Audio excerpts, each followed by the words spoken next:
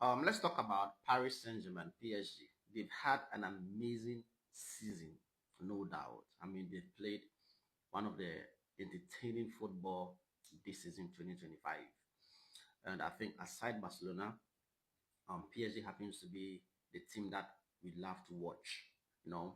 And they've won, I mean, the major trophies that they played for, except the Club World Cup. They won everything in France, and then also they won the Champions League. In fact, if they had won the Club World Cup, would have been the icing on the cake. But unfortunately, someone needed to put them in their place, and that team happens to be Chelsea, the Blues. You know, people started comparing this PSG team to the golden era of Barcelona under Pep. You know, the team that won the six triple. They won all six trophies. People started comparing this PSG team to that team. And sometimes I don't understand football fans. I don't understand some of you guys who watch football. In a sense that if you had watched that Pep team, it should tell you why almost, I mean, anytime that a team rises to the occasion, they put up good performance or good run of football in some competition, they are the benchmark. They compare them to that Pep team because that team in the history of football happens to be, if not the best, happens to be that one of the best team assembled to play European football. They changed the face of the game. It got to a point in time, if I come to play Barcelona, you are thinking of um, reducing the number of goals you are going to concede instead of winning. Teams weren't thinking about winning against Barcelona. Rather, they were thinking of how to minimize the number of goals they will concede, even to draw, you know. And that is the benchmark that Barcelona set at that time under Pep Guardiola. That Xavi, Iniesta, Busquets, in those time in their prime, the Messi, the Pedro, the Victor Valdez, the Puyol guy. It wasn't a joke of a team. I mean, if you watch these guys, you understand why they are the benchmark of modern football. And when I saw the internet people comparing PSG this season to that team, I found it a bit disrespectful. You know, PSG, like I said, they've been great.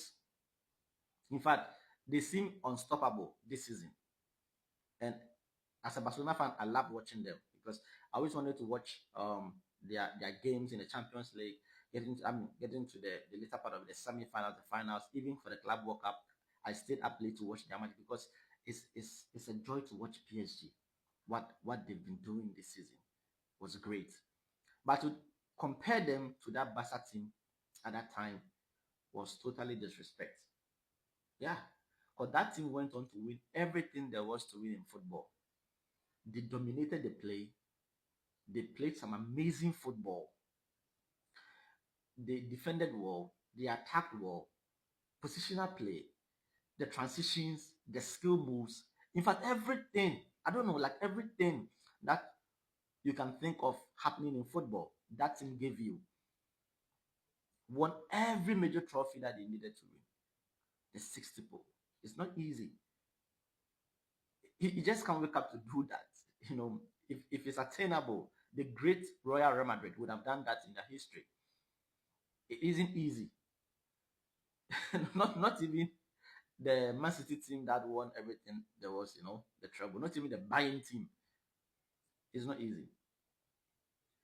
So yeah, big ups to Chelsea, big ups to PSG for all this run, but put some respect on that Pep's team. Nobody should continue with that comparison.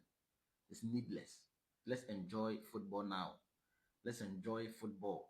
Even you can't even compare this PSG team to that Luis Enrique team at Barcelona that year, 2015. You can't even do that comparison.